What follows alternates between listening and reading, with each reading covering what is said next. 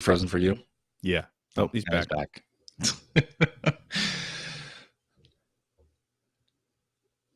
Phil, are you okay? Yeah, I'm fine. Okay, good. Why? What was wrong? You were frozen. Oh, did I freeze up? Yeah. It sounded like you did that last week too with Ben Rivers a couple of times. I know. Yeah. I don't know what it is. Every now and again, I just kind of seize up. Yeah, it's weird. I don't know. You missed me singing Little Spanish Flea. Last week? No, this was just right now when I froze. Apparently. Oh, just right now. I was just. Okay. I was doing that. Yeah, nobody heard that. No. Well, you know what? It recorded, so I'll hear it later. You'll get to hear it. Don't worry. As if I listen to the show when I'm editing it. You'll listen to that part though. Maybe. That's our new theme song. Is it? Oh, okay. Yeah. Sounds good. Mm-hmm. Hello and welcome to episode 805 of the Player One podcast for Tuesday, April 12th, 2022. I'm your host, Chris Johnston, and with me as always from Canada is Mr. Greg Seward. Hello. How's it going there, sir? It's going all right. How's it going with you? It's going fine. I'm a little sick. Uh-oh. I got a cold, what I think is a cold. but we'll see. I've heard it's more like a flu. I think it's a cold or some kind of like sinus thing going on here. We'll see. But other than that, fine and dandy. You may notice my tan. I don't. I don't at all either. You don't. You seem to be disappearing into the wall behind you. I seem to be whiter than ever. Yeah. But I'll talk about that in a minute. Anyway, joining me from the great state of Washington, Mr. Phil Theobald. Hello. Hello there. How are you? I'm good. I'm a little sick, as I just said. You may notice my tan. From a lifetime of staying indoors. Yeah. Yeah. Well, thank you guys for holding the fort down last week while I was on vacation. Yeah, you're hardly necessary. I know. Yeah, I feel good about it. I mean, we need you to edit the show. That's right. I had to edit the show. But I edited the show next to the pool on Monday last week. Oh, while you were on vacation? While I was on vacation, yeah. Very nice. Because I use an iPad to edit the show. Oh, see, perfect. I could do that by the pool, and it worked out just fine. Yeah, I think. I haven't actually listened to the show yet. No, I think I'm halfway through What You've Been Playing, actually. It was a long episode last week. It was a long episode. I was like, oh my God, almost 2 hours. Yeah. Jeez. Yeah, but I noticed Greg didn't really have a What You've Been Playing, so it must have been all Ben propping you guys up. Using Ben as a crutch. Also, I can't hear Greg at all. Uh-oh. Greg's giving us a thumbs up. Talking. He agrees. There you go. Yes. But hey. Mm-hmm. Yeah, spent a week in Las Vegas, which was a lot of fun. Getting and some now you sun, come back sick. My obvious tan. And I came back sick. Yeah. Weird how that works. Yeah, it's almost like you spend a week in a petri dish. Yeah. I think it's just a cold, though. We'll see. Let's We'll hope. see what happens with the test that I take after the show. Are you actually taking one? Yeah, because my daughter has to go back to school tomorrow, and if I have the vid, she's not going to go back to school tomorrow. Yeah. So good idea. I hope it's not. It doesn't seem like it, though. It seems like just a sinus thing. Okay. We shall see. But anyway, I spent a week in Las Vegas. We went to 3 magic shows because my daughter wanted to be chosen to be a volunteer on stage. Nice. And you just figure we'll just That's go way to to as do many that. as we Just can. go A lot of to averages. as many magic shows as possible. That's too But funny. she did, right? What? Did she end up She getting picked? did. No. She did not go up on stage. Oh, okay. She was picked to tell Piff a card. Okay. Piff, the Magic Dragon. Magic Dragon. Yeah. Yes. So we went to Piff's show at the Flamingo. It was fantastic. Loved it. Yeah. And of course, they want you to be age 13 or over at the show. My daughter, not yet 13. Your daughter is definitely not. No. But we coached her. She's like, all right, if anybody asks your birth date, you say 2008. Wow. Oh, But nobody did, so we didn't have to worry about it. And the show, it was nothing that she hasn't already heard before. Like she From knows CJ. the bad words. Yeah, exactly. She knows the bad words. So she's fine with it. But anyway, yeah, so we went to PIF, which was fantastic. We went to see Penn and Teller, which was also fantastic. always a great show. They did 9 completely new, brand new tricks that they worked on during the pandemic. Yeah, and one of those tricks was they were doing it for the first time on stage while we were there. That's great. Which was fantastic. It went well for the first time? Very well. Oh, yeah. Good. Although, like, Penn and Teller, they have a rhythm or whatever in their show. It didn't feel as if it had as much of a rhythm as before, just because these are new tricks and right. It didn't feel quite as cohesive, but it was still great. Oh, good. So, yeah. What was the third show? Mac King. Oh, Excalibur. I've heard. I mean, I've seen him on TV and stuff. I've never seen him live, but yeah, he's apparently fantastic. He was also great. Yeah, that's good. Yeah, really, really funny, really good show as well. But Charlotte was not picked to go on stage. She was very upset. But we were like, you gave Piff a card. Like, that was something. We have a picture of you talking directly to Piff. Right. She wasn't impressed by that. Oh, so because I saw Piff live. He came through the Seattle area a couple years ago. So I saw him live there, and after the show, he did the kind of meet and greet. Yeah. Does he do that at the Vegas show? He does, yeah. Okay, good. But we sort of beelined it out of there because it was a Saturday night in Vegas at the Flamingo on the casino floor. Oh, okay. It was very crowded. So you were scared someone would find out she wasn't 13? Exactly. No. You could have got a picture of her holding Mr. Piffles, though. I know. See? That would have been cool. Okay. But instead, she has a stuffed Mr. Piffles. Oh, very good. Yeah. But we had a lot of fun. Hung out by the pool a lot and the wave pool. So it was good. At Mandalay Bay, where we normally stay. It was fun. It was relaxing. And then tomorrow I go back to real life. Anyway, we got back on Thursday. Maybe. And then I was able to spend some time playing video games, which was nice because some video games came out while we were away, and then there was a Sea of Thieves event going on that I, of course, had to take part in. Well, there's the important thing. There was the important thing, yeah. But I did some cloud gaming while I was in Vegas as well, and I'll talk about that during what you've been playing. Final Fantasy VII Remake? No, different kind of cloud. Cloud gaming. Yes. That was really funny. But you guys doing well?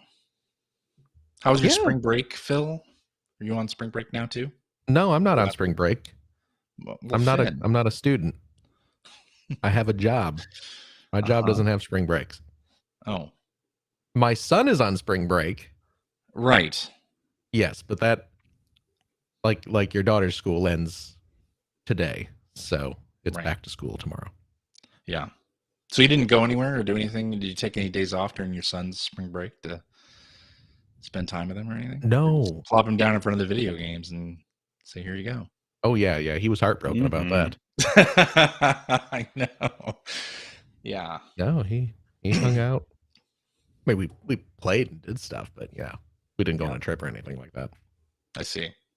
Yeah.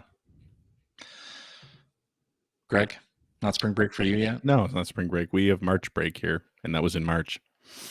Oh. Well then. That's Canadian spring break. That's how you Except spring doesn't start till later here, generally, so it doesn't feel like it anyway. Yeah. I see.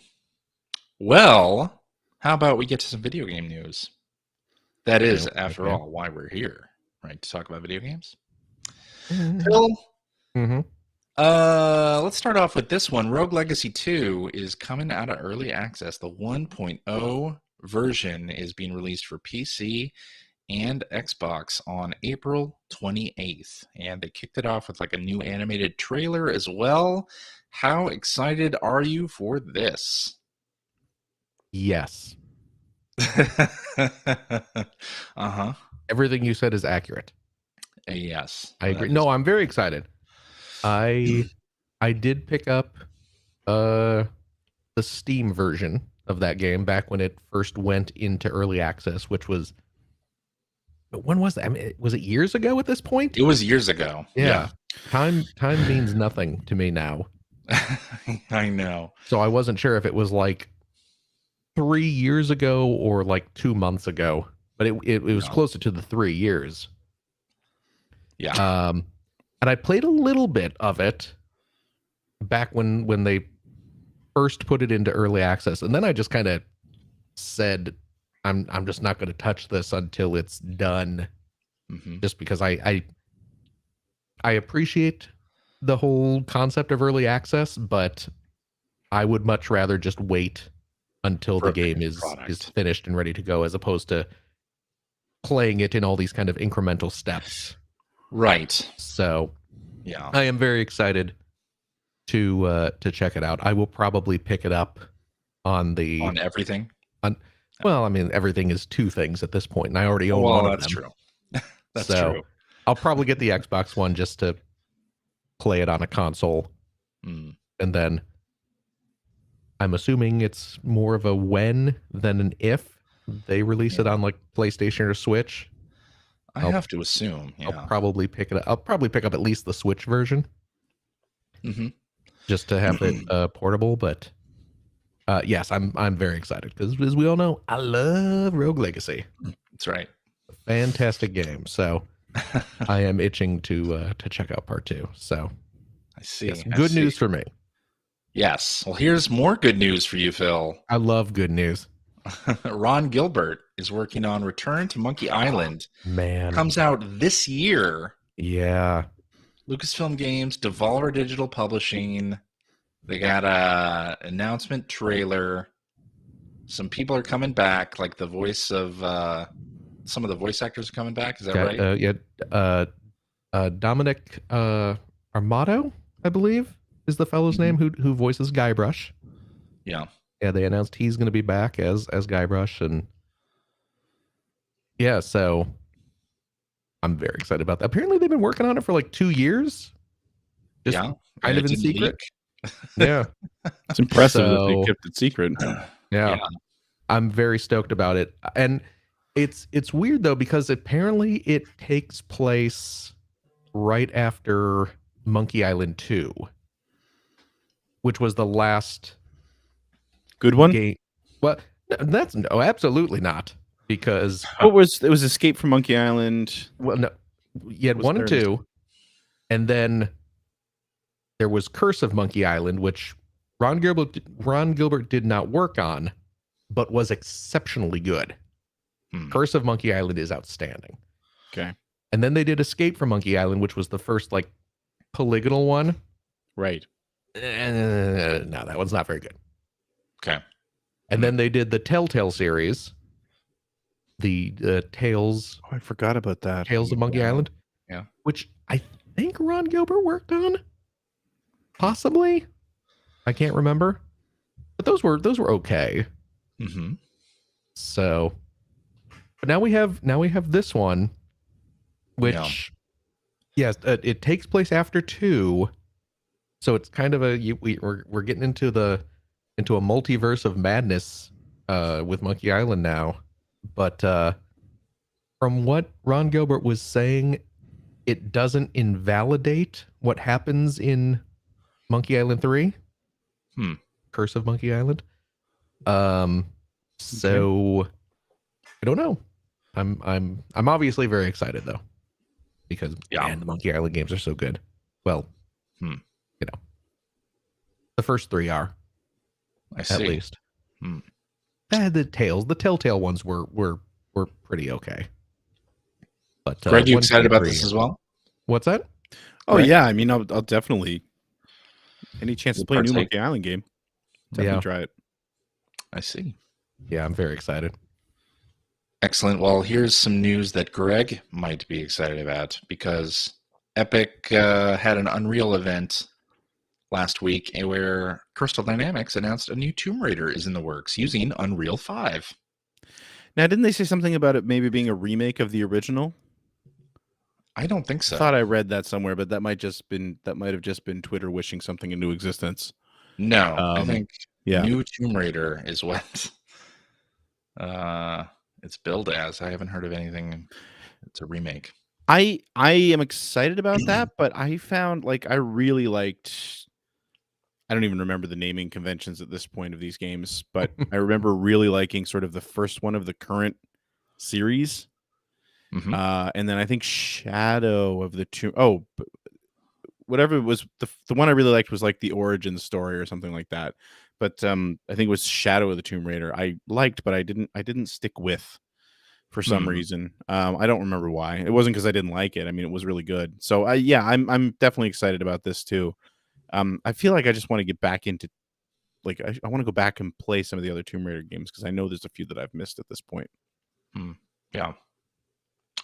I need a spring break to sit down and play video games is what I'm saying. Yeah, take a week off to just play Tomb Raider. Yeah. Yeah. Remedy is remaking Max Payne 1 and 2 with Rockstar Games. Never ever played those games.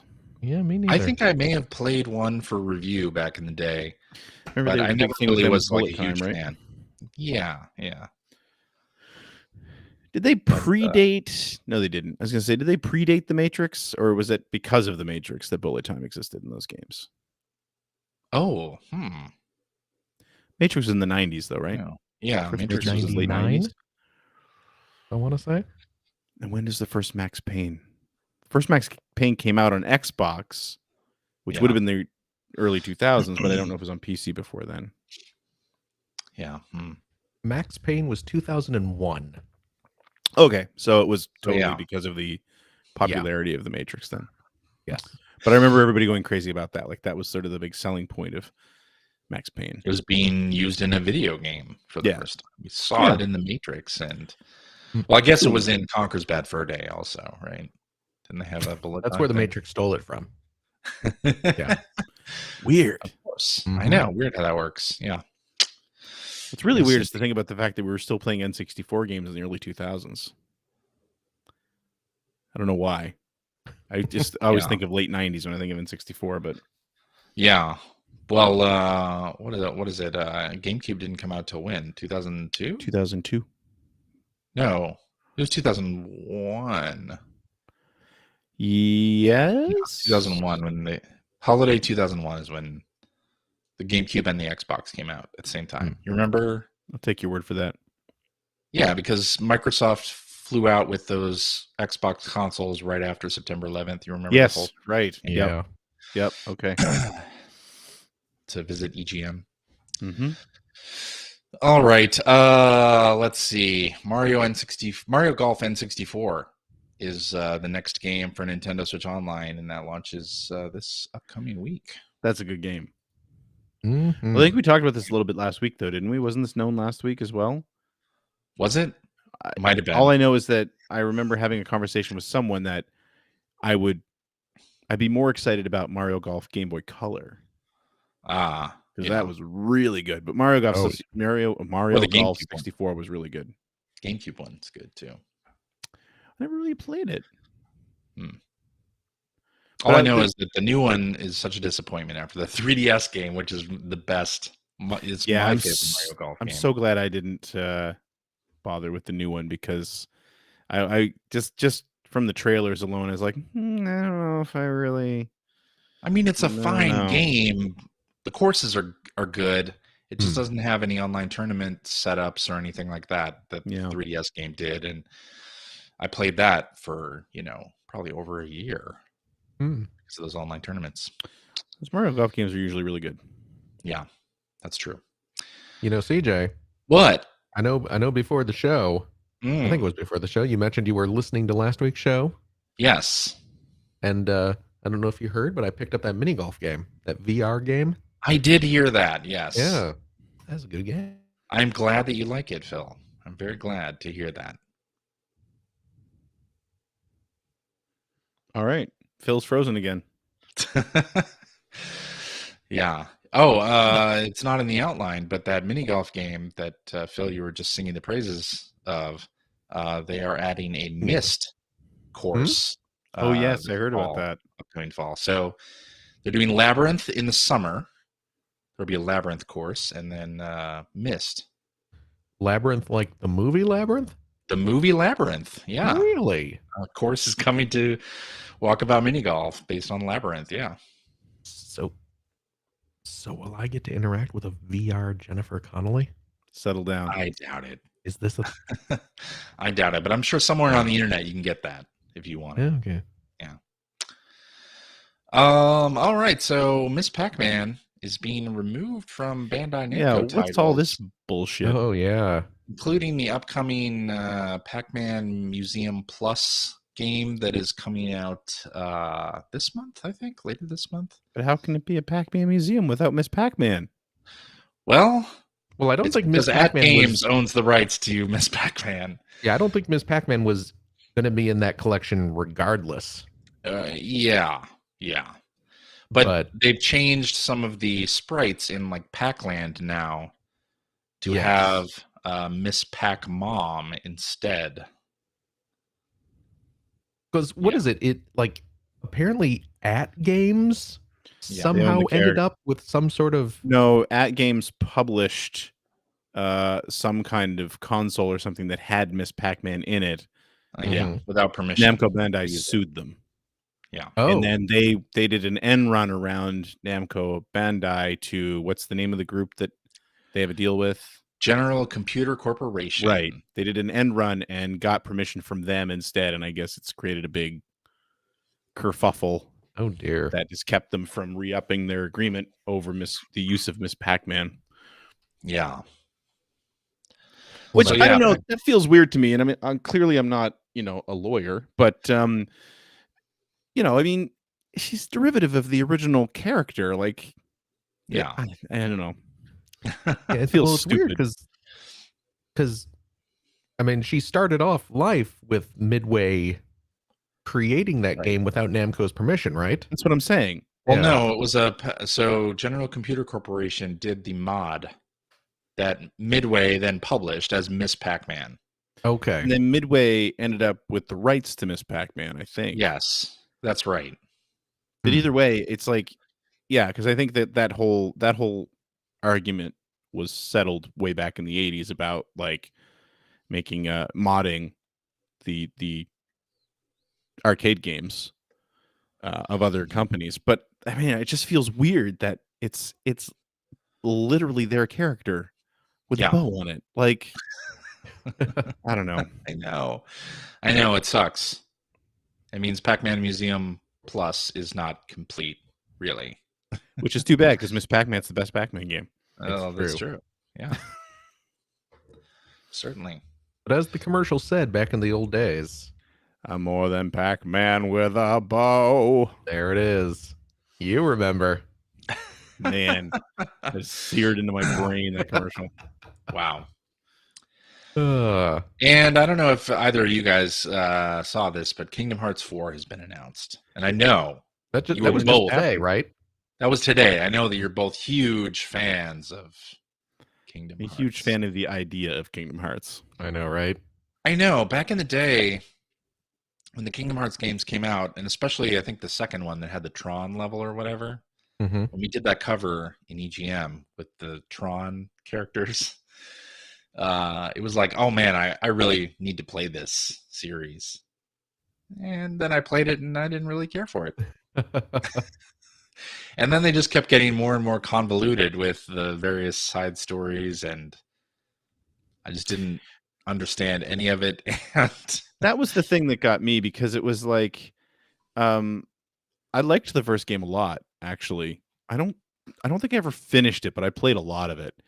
And, I mean, the story was probably pretty weird. But I didn't care, because at the very core of it, you were like hopping into different Disney worlds and meeting up with different characters. And of course, because it was a Disney game, they had most of the voice actors that portrayed those characters at different times. And It was totally good. And then for some reason, I didn't really glom on to Kingdom Hearts 2, and then I tried to revisit the series. I tried to jump in a little bit deeper, and the story is just such nonsense. Yeah. I don't know how you would ever keep up with whatever the hell is going on. They just Right. It's just I didn't even know where to start, and I was like looking up Wikipedia articles to try to understand. And I think when I did finally understand it, I was like, this is just so dumb. Let's throw some more zippers at it, So play this cell phone game that came out in Japan in 2005. It all falls into place. And I think the other thing that really, and I mean, this is silly, I guess, but I also found like the naming convention was so off-putting. Like, what was that one? 357 over 365 over 2. Yeah. And or now even when you look days, 365 days over 2. Yeah. And now if you look at the collections that came out, they all have these weird naming. Like there's 2.5, and I don't know, all the decimal points, and the decimal points. It's just stupid. Yeah, I agree. And it's too bad because the base concept is still something that I find very interesting. But this one looks like it's in a more realistic world than prior games. I've seen people complaining about it all day on the internet. Yeah, exactly. So I don't think I'll be getting into this with this one. No, definitely not. Although I will say, when the collections were cheap, I think they were like $20 a piece on the PS4 and Xbox One, I think. I did end up picking them up because they also have easy modes where you can just, if you want, you can just sort of tear through it. Because that was the other thing I think I remember the first game. One of the biggest issues with the first game was the combat was awkward. The controls were awkward. And I think that really put off a bunch of people.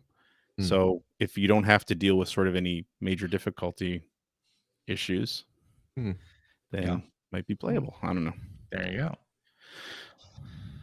Greg, your game that you got a lot of flack for reviewing back in the day, you gave it a 9.5. Chrono Cross came out.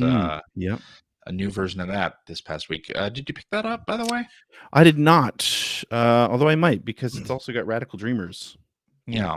This also has Radical Dreamers, which was sort of a Teleview downloadable follow-up to Chrono Trigger. Well, it's like a text-based adventure. Yeah. And it's like, this is the first official English release of it. And I think it's only like 20-something bucks for the whole thing. And hey, Chrono Cross was good enough to get a 9.5 in EGM. And 2 10s from people who didn't know what they were talking about, but it was good enough for 9.5. Exactly. But all right. Well, I wanted to hear if you had gotten that one. No, I was planning on it, but I'm not. I just don't have the time to really dig into it. There are too many games out. There are, and I have heard that there's some performance issues with Chrono Cross. The other thing that was happening, and somebody mentioned that in the chat just now, is that people were trying to re-download, because of course Chrono Cross you could buy as a PlayStation Classic for years on like the PS3 and the Vita, and apparently somebody was trying to re-download it, and it had expired, and the expiration date was like 1969. I wonder if that's related at all, but interesting. Yeah, me too. I'm wondering if they just hey, you can't buy the old version anymore. Digital Foundry did a video on it and on the remake, and the backgrounds don't look great. Like weren't they AI upscaled them, weren't they? They were hand drawn. Yeah, but they would have been. But then they AI upscaled them. Oh, really? And so it has some weird looks to it, so not the greatest. Didn't this game suffer from some source code being lost or something like that too, or didn't I read that? Well, probably they had to. I wonder then if that means that the fact that they did AI upscaling means that, I guess it would have been more work to do it this way, but that the original content was lost. Maybe. They did redo some of the art, like some of the like character profiles and stuff. They redid those, but they did not redo backgrounds or anything like that. It would have been a lot of work. Would have been, yeah. But it's too bad. because yeah, any of those things that had pre-rendered or 2D backdrops that were running on a PlayStation, unless you use the source material and bring it up to the proper resolution, it's never going to look good. So, right, that's a shame. Well, Chrono Cross was one of those games that was in part of that NVIDIA leak. Remember the NVIDIA leak where they listed a lot of games that eventually were announced? And apparently the only one from Square now that has not been announced, because Kingdom Hearts 4 was in that list, is a Final Fantasy IX remake. So we'll see if that ends up happening. I'd be excited about that because I really liked Final Fantasy IX, but me too. But we'll see. We'll see. All right, let's get into what you've been playing, and I can talk a little bit about what I've been playing. I started Tunic over Xbox Cloud Gaming, and I'm really enjoying it. I played like an hour or two of it so far, and at one point I kept getting killed over and over again. So I went to the accessibility settings and turned off the I turned on the invulnerability. Nice. Which, kind of it makes the combat a little easier, obviously, but the puzzles and everything. You can't die, right? But of course, the puzzles and traversal and all that stuff is still intact. So I'm still having quite a bit of fun with it. Yeah. Yeah, but you cheated yourself. No, I didn't. No, I didn't. You didn't learn this is the Elden Ring conversation again. But Tunic's visuals are much, much more appealing than Elden Ring. Anytime I think about, maybe I should try Elden Ring, I look at a Twitch stream and I'm like, no, this game just is not for me. It's so the visuals, the style is just unappealing to me. I don't know.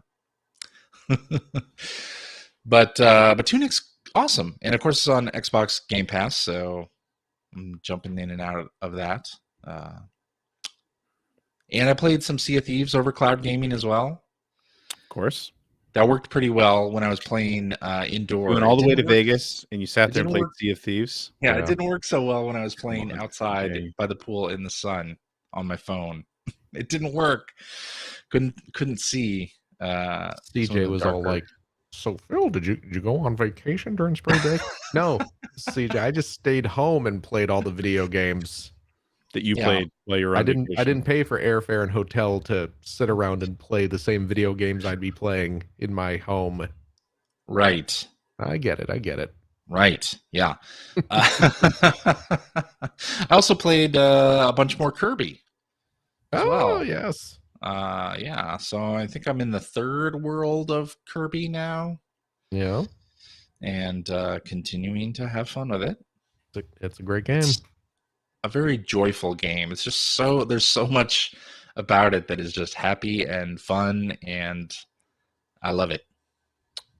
Yes, indeed. Love it. I got to get my daughter to play co-op with me because we have been playing the Lego Star Wars, the Skywalker Saga co-op. Mm-hmm. But I'll let you talk about that, Phil, in a moment. Okay. But let's see. Midnight Ghost Hunt came out. I've been watching a lot of this on Twitch, and it's the Ghostbusters game that everybody wants, 4v4 kind of hide and seek style thing, where the ghosts hide themselves in props around the environment and can fight back against the hunters.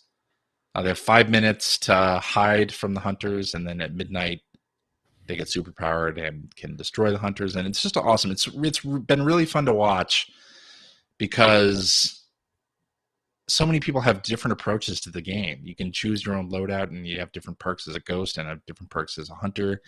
And it's just it's been fun to hop around to different streamers and just watch how people are playing this game. So I quite enjoy it. I haven't had a huge amount of time to jump into it myself because it came out on March 31st. And then I left for vacation on April 1st. So, but I will be hopping into it soon. Maybe I'll stream some of this. I don't believe that. I'm going to start streaming here soon. You got to put those pictures up behind you before you start streaming. I'm doing a whole thing with that wall. Don't worry. There will be pictures up. What are you doing with the wall? I don't know yet. No, I'm going to get half-height bookshelves along the wall, and then I'm gonna put up the pictures up top. I'm gonna get rid of this bookshelf that's here. It's like a cheap Target brand bookshelf, and do some stuff like that. Yeah. Well, okay. And get a nice chair to go over here, so because my gaming TV is over here. Oh, I see it. Yes. So yeah, get some nice seating. Yeah, that's the plan. Anyway, that's all I've been playing. So Greg, what do you got? I haven't really been playing much of anything new. I've played more Gran Turismo 7. Rolled credits on the single player mode of Gran Turismo 7, which doesn't even scratch the surface of how much stuff there is to play in that game. But I got through the menus. Don't really have much to say about it. I mean, it's still they made some changes in the most recent update that make the payouts for certain events a little more generous, which is great. They also address the fact that now more cars show up in the I forget what the place is called that has the like really, really expensive used cars, and then just the used car lot. More cars appear in those as they rotate through now, which is better, but still not, you're still waiting for cars, and they still have this limited availability crap that if you jump in too late to buy something, a car can be sold out.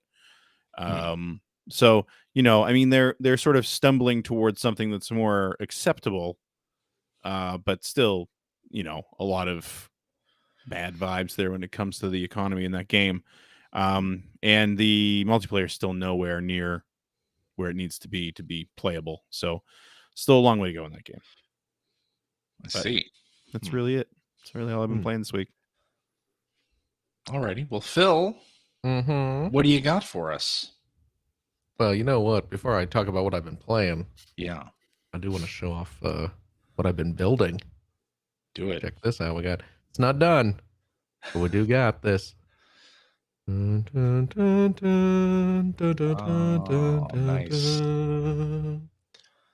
Got my Lego DeLorean here. Back to the Future DeLorean. It's getting there. That's bigger than I thought it would be. Yeah. It's big. Yeah. There it is. Nice though. It's pretty great so far. I just have the kind of, the basic frame. I got to get the whole top of the car. Yeah. But look at this. You can kind of see here. You see those orange pieces? Yeah. Mm-hmm. That's where the tires are going to go, of course. Oh. And there you go. Oh, there it is. The switch. There's a little. Wow, it's all on a switch. Cool. There's a little lever on the bottom. Oh, cool. That is awesome. Flips to make the tires go into flight mode. So that's cool. That's pretty cool. I'm very excited about my my $200 Lego DeLorean. Yeah, but we're getting it done. Hey, speaking of Lego, that's what I've been playing this week. Is Lego Star Wars Skywalker Saga has just been released. Yeah. And I got my copy, unfortunately. And apparently this is a problem that a lot of places have been having, is the Best Buy had the deal where if you pre-ordered it from them, you got the Steelbook. Yeah. And my Best Buy, they got my game, but they did not get my Steelbook. Oh. And so that's like, oh, it's coming soon. And apparently it sounds like a lot of Best Buys had that problem. So I hope I actually get my Steelbook. Because I do want it. Did they say they would call you when they receive them? Or like, what? Are you just going to have to check in? It's, I did like an in-store pickup. Yeah. So I am supposed to receive an email when my order is ready for pickup. So maybe we're working on it, is what they say. So we'll find out. Yeah. But I picked up the game and I've been playing a fair bit of it so far.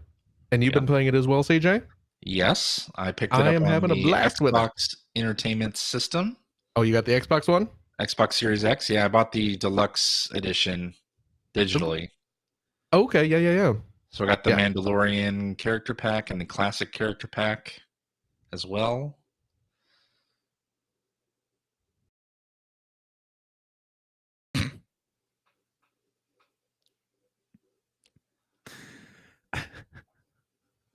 Phil's frozen again. Yep. There we go. He But laughed. He made a joke, but none of us heard it. huh? Oh, did I freeze Yes. again? Oh well. Anyway, What'd you say? huh? What'd you say? I said there were other DLC packs coming down the road. Yes. And then Greg chuckled, and I thought he was being lewd, but apparently it was just because I froze. That's right. Okay. Anyway. Yeah. Anyway. Yeah. Now let me ask you this. Okay. Which chapter did you start with? Which episode? Okay. I bet you CJ started with 4. And you'd be Well, right. I mean, in CJ's right. defense, that's where the game puts you. In Star the Wars start. started at 4. That's why I was saying. Yeah. You press the start button, and the first thing that comes up is episode 4, A New Right. Hope. Yeah. So As it should be. Yeah. So this game covers all 9 numbered chapters of the Star Wars series. And at the start of the game, can you start from episodes 1, 4, or 7, or is it just 4? 1, 4, or 7 you can start. Okay. Yeah. Okay. Yeah, so you can basically start whichever trilogy you want to start. And I played through A New Hope. Me first. too. Yeah. And I played through all that one. And then I decided to then jump into episode 7. Just so I could unlock Rey, who is the character class. She is a scavenger character. Oh, okay. Oh, because it Sure. makes sense. She's a scavenger in the movie. Yeah. But scavenger characters have access to multiple tools that are good for navigating environments. Okay. So they have like a net gun that you can shoot at some walls, so you can climb up nets, and okay. they have like a little backpack glider, so you can fly across chasms and things like that. So Interesting. Okay. yes. So I'm playing through episode 7 now, and then I might pop over to the prequels and play through episode 1.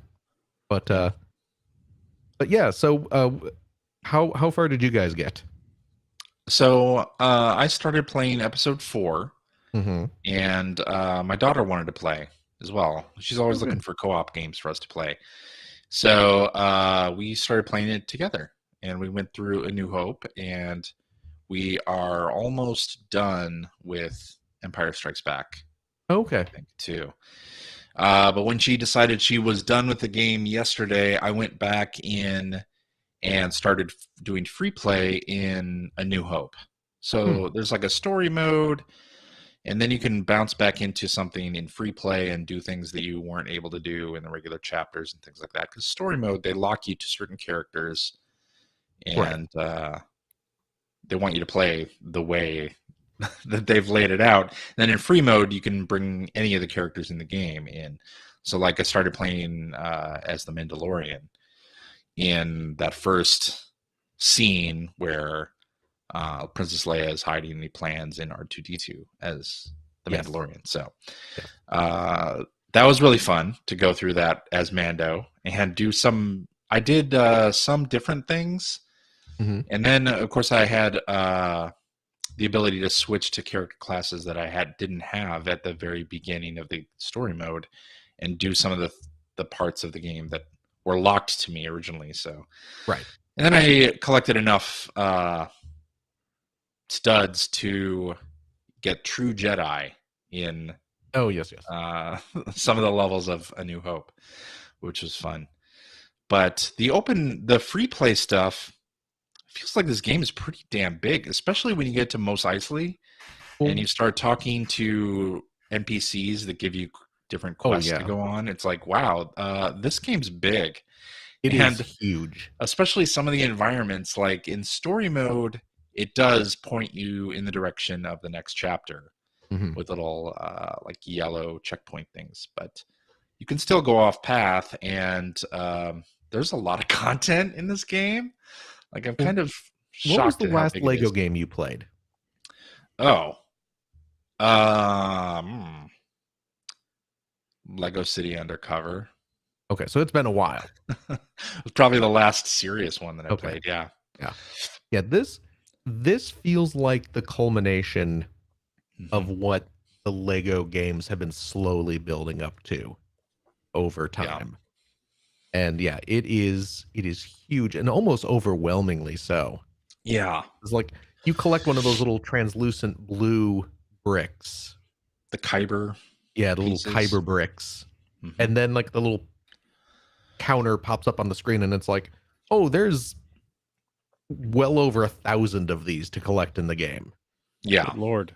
Yeah. And you earn some of them just playing through the levels. But then there are loads of hidden ones all over the kind of the hub areas, and Yeah. you got to do, solving puzzles and things like that. And of course, certain character classes are required to get some of them, and there's a lot to There's a discover. lot and of then content. finding all the little mini kits to build the extra little like mini vehicles and all that stuff. Yeah. So, But something that I really like about this game, and I have tried playing Lego games co-op with my daughter before, but oftentimes, like previous Lego games, it seemed like some of the mechanics were a little too difficult for her at the time, and maybe it's just that she's older now. But we were playing this, and she would do like one of the R2D2 or C3PO mini games, and she was able to do it herself. I didn't have to help or anything, which in some of the other Lego games, I did have to help. So, because some of the mechanics were tough. But I will say we did the ATST Hoth scene, and I thought it was great because like it was big still walkers. the walkers, yeah. Okay, yeah, those are AT-ATs, not AT-AT. I'm ATSTs. sorry. Gosh, I'm so sorry. But it allowed either player to do it. So where she couldn't do that mechanic bit herself, I could do it, and we finished the level. We didn't both have to do it. Oh, well, that's good. So that was pretty nice. Yeah, no, I'm having a blast with it so far. I finally I saved up enough of the little studs, which are of course the in-game currency, and you get those just by smashing everything in the game. I finally saved up enough to purchase the ×2 multiplier. Oh, nice. Which, okay. Let me tell you something. That As someone usually who's opens those played a games lot of up. the Lego games, CJ, Yeah. Buy that upgrade first. don't waste your money buying new characters right away. Don't waste your time buying new vehicles. Yeah. You save up and you go straight for those brick multipliers, because they stack each other. Because there's like a ×2 and a ×4 and a times, like, I don't know if it's a 6 or an 8 you go up to next, but they stack as well. So once you get one of those, and you'll start getting like the true Jedi rank a lot easier in the stages. Yeah. But then you buy a couple of those and boom, you are just rolling in money. So nice. That's what you got to save up for. Well, I have started unlocking some of those abilities, but I've been hitting because you can upgrade different attributes from different character classes as well. Yes. But there's like a core set as well. And that was the stuff that I focused on first. Okay. Which I think is where the double studs thing is, right? No, that is not in the class upgrades. That's in like there's like a separate kind of like bonuses. And that's where you get like okay. Yeah. I'm gonna have to explore that now. Yeah, it's a separate tab in the sub menu where you can buy like the multipliers, and then they have like some of the silly stuff in there too, like there's a big head mode you can unlock, or the mode where you can just turn on the dialogue will all be kind of like the grunts from like the old Lego games. So instead of hearing like the characters talking, it's all like the mumble. kind of stuff. Yeah. Yeah, which is funny that they have all that, but The voice acting is great in it. oh yeah. And just the scenes themselves, like something funny is always happening in the background of everything. There's always something fun to interact with. Of having just kind of like the jokey humor stuff is a lot of fun in that game. So yeah, it's great. I'm very, very pleased with it. So, and my daughter's really enjoying it too, in part because she can be Princess Leia, or she wants to be R2-D2 or C-3PO. We can like shift around the different characters. And if she wants to not do the main objective, if she wants to go her own way in a level, I can go the other way and do the objective, and it's perfectly fine. Like it doesn't even have that sort of tether on it, like some games do in co-op where you're tethered together and nobody can get too far apart. Right. Like this game, you can go throughout these honestly huge levels completely separately. And then when you get to a story point, if you're playing single player, it'll say, hold A to start it or whatever. In split screen co-op, you both have to accept entering the level or whatever. So it waits for the other player to do it. And if they don't want to, they can say no. And then you're, if they were doing something and you were about to kick them out of that or something, they can go finish what they were doing. So, I mean, it's a really fun co-op game. And I mean, the Lego games have been fun co-op before, but I feel like this one is just perfect. Yeah. It's a shame it doesn't have the, have online play. Yeah, that is a shame. That's a bummer because it would be. That would be perfect, but it would be fun to be able to play it with you or something like that. But. Yeah, the space battles are fun.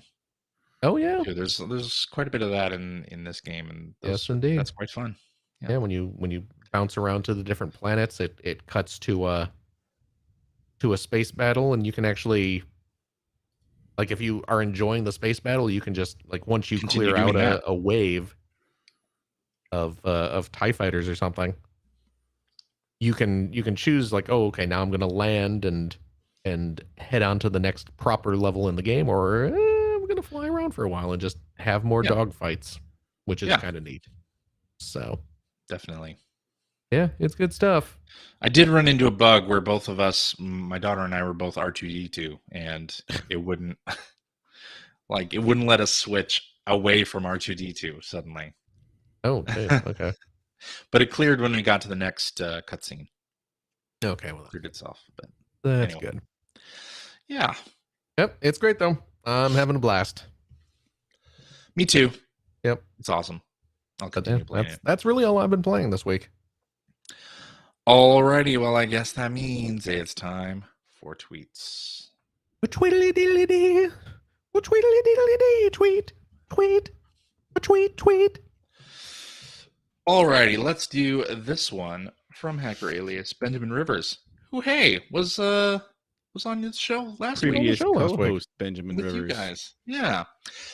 He asks, can each of your co-hosts guess your favorite game? # friendship test. Well, I can guess Greg's because I watched a video where he says what it is. So yes, I can. I can guess CJ's. I mean, my guts. Can you really? My guts saying Sea of Thieves, but that seems. I don't know if his favorite game would be Sea of Thieves.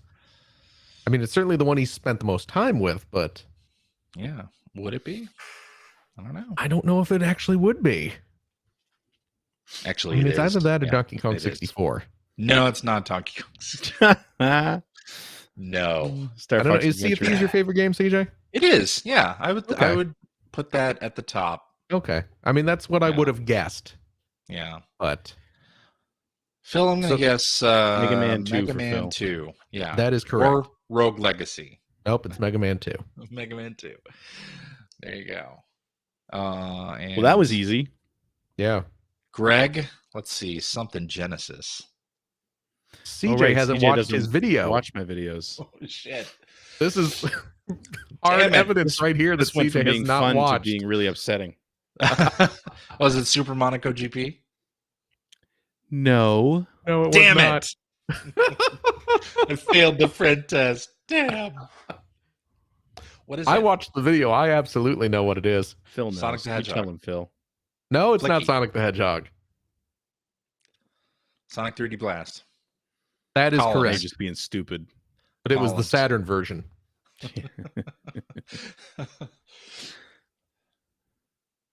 Tell him, Phil.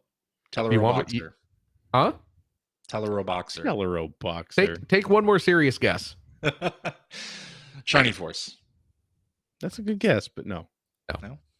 Streets of Rage 2. Oh, shit. That Mhm. would have been my next guess. No, No, it it wouldn't have. Yeah, it would have been. It would have been. How fortunate that it would have been the fourth guess You're the worst. was the correct one. Yeah. All right, let's do this one from Aurelius Nato, who says, "What's your favorite non-Nintendo handheld?" Whoa, non-Nintendo handheld. The Nomad? Mm. I guess probably the Vita. Yeah. Yeah. I'm trying to think. Although I played my PSP way more than my Vita. I'm going to agree with that. I played the PSP more than the Vita. Yeah. I liked think the I did Vita like too. very intensely for like 8 to 12 months. And Yeah. then I like never touched it again. And the PSP I played pretty consistently throughout its lifespan. Yeah, And it's got a better library. it does. Yeah. It's very hard for me to choose between those two because the PSP gave me Mega Man Powered Up, Mhm. but the Vita gave me Yep. Gravity Rush. Yeah. So I don't know. Yeah. I will say from a design standpoint, my favorite non-Nintendo handheld is the Turbo Express. Oh Well, yeah. I just Of course. that thing is gorgeous. I love the way Mhm. that thing looks. Yeah. Yeah. I do love the Turbo Express. Analog Pocket, does that count? The Analog Pocket's pretty. I was Analog working under Pockets the are very assumption pretty. that we were supposed to choose from Yeah. like Yeah. official kind of first party type Yeah. systems. I think the PSP is going to be my answer here. Man, when the PSP came out, it felt so revelatory because it was like I'm playing Ridge Racer on this thing that's smaller than a damn Right. original Game Boy, right? Yeah, Like, because, I it's mean, tiny and it's like Up to that point, not that there was anything wrong with Nintendo handhelds, but Nintendo had been very successful by like making their handhelds be sort of 2 generations old tech-wise. yeah, yeah, Right? Like, I I mean, mean, the that's Game what Boy Nintendo Advance was does. amazing, but it was a Super Nintendo. It felt like a Super Nintendo, Yeah. right? Which is one of the reasons it was great. But, then to have the PSP come out, and it wasn't a PlayStation 2, but it was better than a PlayStation. It was sort of a mid-generation. Yeah. It was a huge leap. Oh yeah. It was so far ahead quality-wise, because and that's why I think a lot of people thought that it was going to be successful. Because unlike when you look back and you look at like the Turbo Express or you look at the Game Gear or the Lynx, they weren't generationally ahead of the Game Boy. They were just much better looking tech, right? Yeah, it was iterative. Whereas this felt like a leap forward. Yeah. Shame Playing about Ridge the Racer UMD, but on that Yeah, thing Ridge was Racer. just Whew. amazing. Yeah. The launch the first games were time I saw great that for it. PSP screen, And that too. it was stunning looking. huge and it was Holy pretty. cow. Yeah. Mhm. And I used the PSP a lot to watch videos, like use the memory stick stuff to watch yeah. Porn. subtitled anime. No, I watched the entirety for porn. of. No, I watched the entirety of Fullmetal Alchemist on the PSP. Pretty Did you nice. really? And subs, yeah. Oh, It was a that's great hilarious. portable. I remember back then I was still traveling a fair amount, and I was the same way. I would load up my memory stick Duo Uh-huh. with videos to watch on the plane. Yeah. 'Cause it was a nice small screen, but still like pretty big at the same time, but not as big as a laptop. Yeah. And I had some UMD movies. Not very only many, had- but I had some. I only had Oh, my. Spider-Man. Was it Spider-Man or Spider-Man 2 that came with it? or it came out at the same time. I think it was 2 that came with it, right? Yeah, that's the only one I own anyway. I had Napoleon Dynamite and Sky High.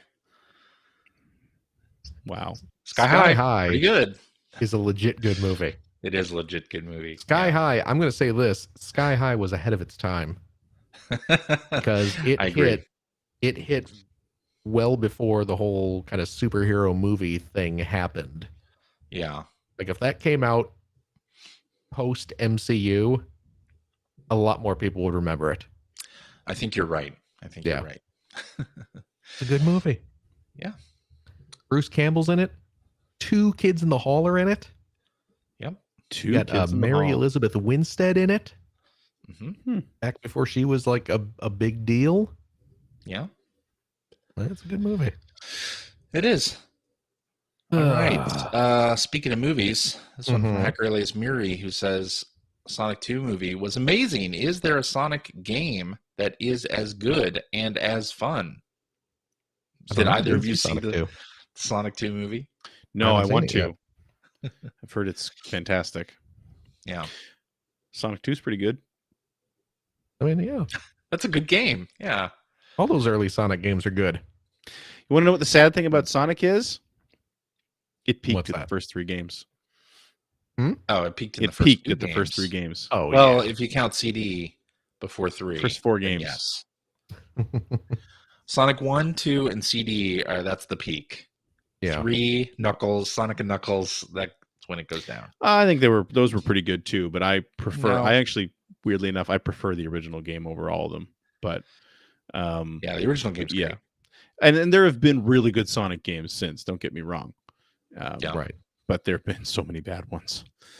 But yeah, I mean, any of the Genesis games that are like from Sonic Team or in the case of Sonic CD, an offshoot of Sonic Team, are fantastic games. And then, Sonic Generations is awesome. Yeah. And Sonic Mania is amazing. Can't go wrong with any of those. Oh, Sonic Mania, yes. Are they going to make a sequel to that? I don't know. Sonic Mania? Wasn't there a rumor that there was going to be a Sonic Mania 2 for a long time? What's happened to that rumor? Maybe. Yeah. You know what? You know which ones I liked? I liked the Sonic Rush games. Sonic DS? and Sonic Rush Adventure for DS. Yeah. I've heard that the Dark Brotherhood, the RPG from BioWare is actually quite good. Oh yeah, There's a Sonic RPG. Sonic from Chronicles, BioWare. right? From BioWare. Yeah. Okay. I've heard that's quite good. I've never played it. But the Sonic Adventure games are terrible. Yes. Yeah, boy. Although, hey, Sonic Adventure 2 was pretty bad from the start. Sonic Adventure was okay when it came out, but it has aged very poorly. It was not. It was not good when it came out. What about that killer whale chase scene? That was awesome. Yeah. What are you talking about? It had good moments, but it was also the beginning of you could clearly see that everything was about to just completely fall off the rails when you played that game. Yeah. It's like, boy, they're not concentrating on what's good about this game at all. Those games had great soundtracks. And then Sonic 2 was terrible. Yeah. Sonic Adventure 2. Yes. Yeah. Had a very good soundtrack though. Yeah.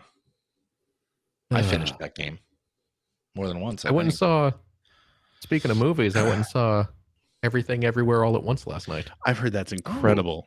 It is a wild movie, and you should absolutely go see it. You should not go in as blind as you can about it. Don't read anything. Don't watch anything. Okay. But it is a trip and a half. It's great. So awesome. That's good to hear. All right, let's do this one from Hacker Alias I finally watched, who says, was listening to an old episode and Seward declared that the end boss in Sonic Generations was so bad he'd probably never finish the game. So are there more games that the end boss was so bad it ruined the rest of the game for you? I still haven't finished Metroid Dread. I haven't either. That has nothing to do with the end boss for me. Oh, see, I got all the way up to the end boss, and then I was just like, you know what? I got no time to deal with this. Just switch it to easy mode. Oh, wait a minute. You have to restart the can't. whole game. Yeah, exactly. Well, they just put out that boss rush mode in an update. Go do that. It doesn't help me. Yeah. I can't think of anything off the top of my head. Yeah, I'm trying to think me neither. They would ruin the whole game. I mean, there if were I'm certainly invested. I don't know if that. I don't know about ruin the whole game, but I mean, how about this? A final boss that you know, a game that you've invested the time in to get to that point, and then just never finish the game because of the boss. Huh? Didn't necessarily ruin the whole game, right?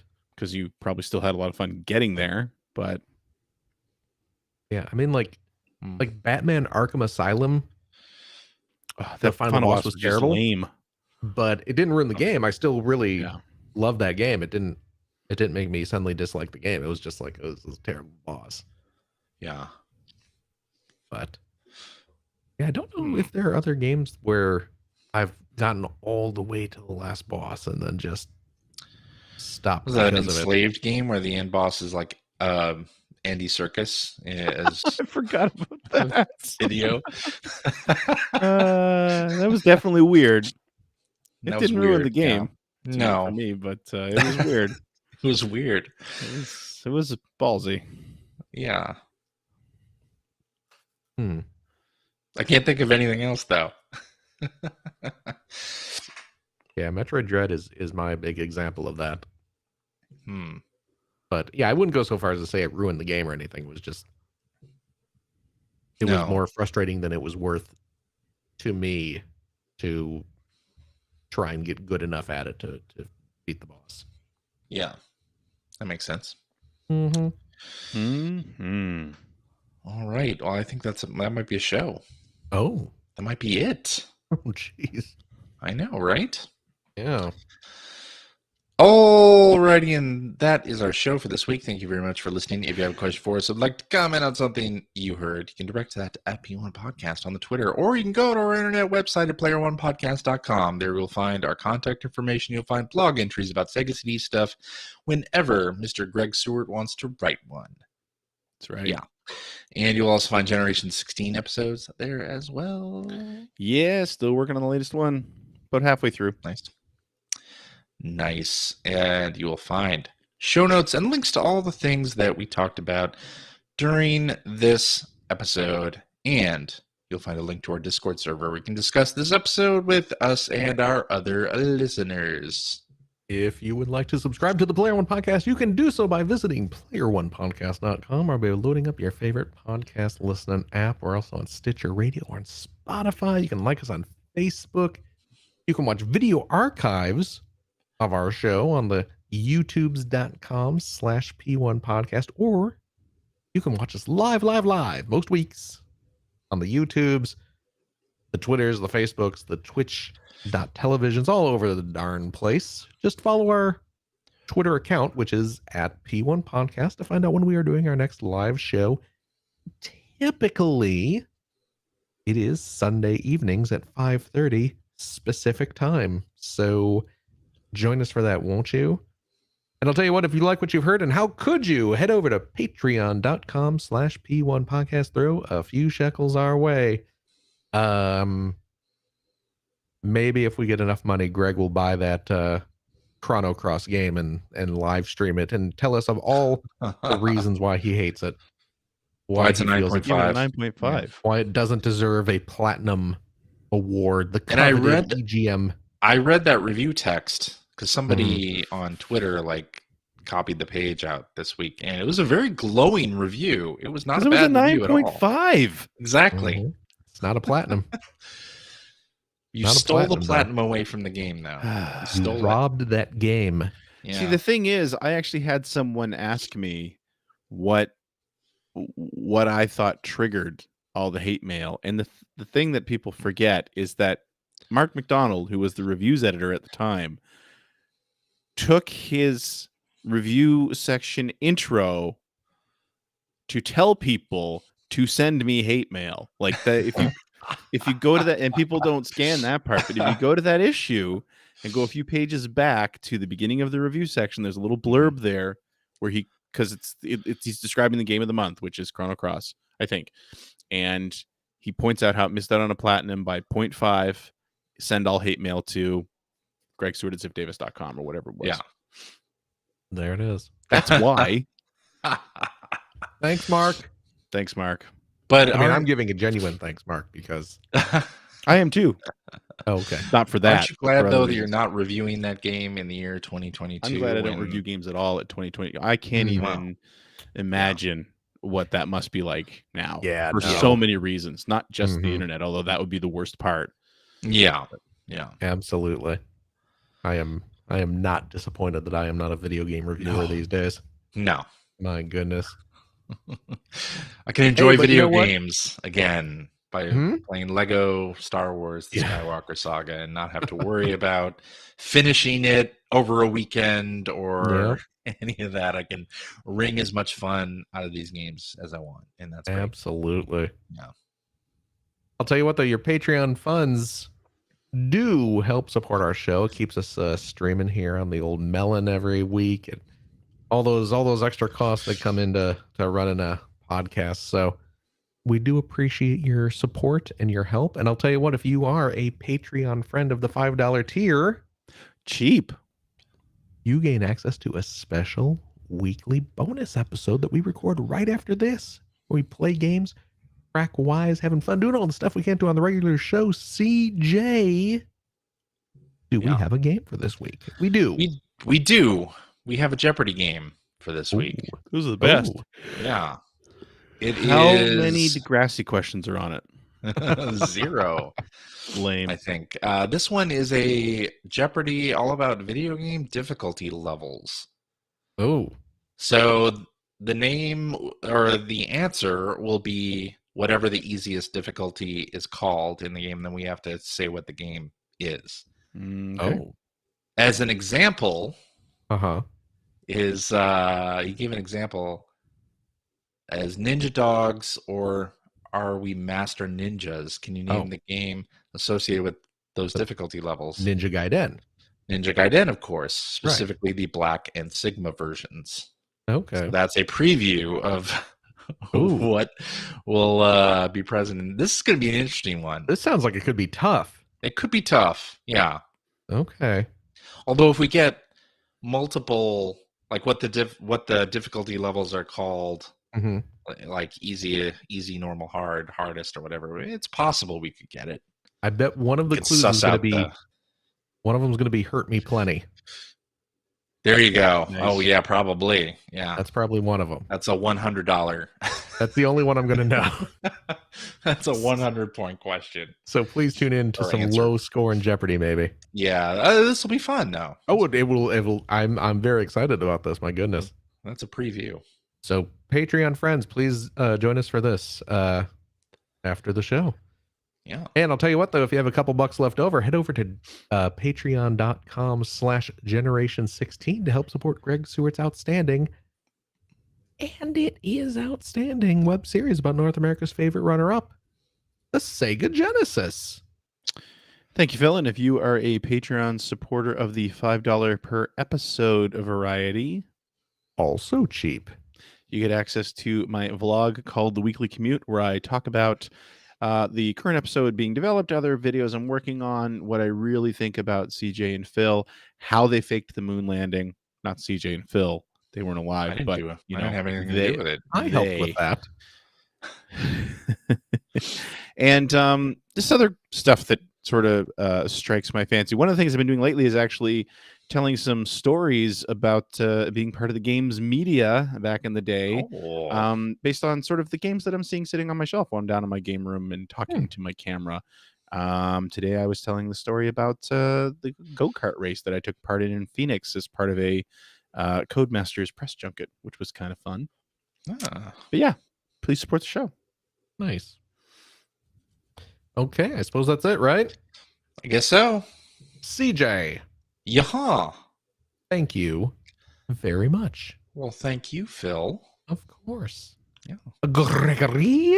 Yo. So thank you as well. Thank you, Philip. And of course, a big old thank you to you. Yes, you, our wonderful, wonderful listener. Every single one of you, but especially you, the person hearing this right now. Thank you the most. You know who you are. Oh, yeah, you're the one right there. You just keep listening the way you're listening right now. You're doing a great job. Keep it up. Anyway, take care of yourselves. Take care of your loved ones, your family, your friends. Do what you got to do to be safe. And we hope beyond hope to see you next week as well. Goodbye, friends. Bye-bye. Bye-bye. Say it, Phil. It.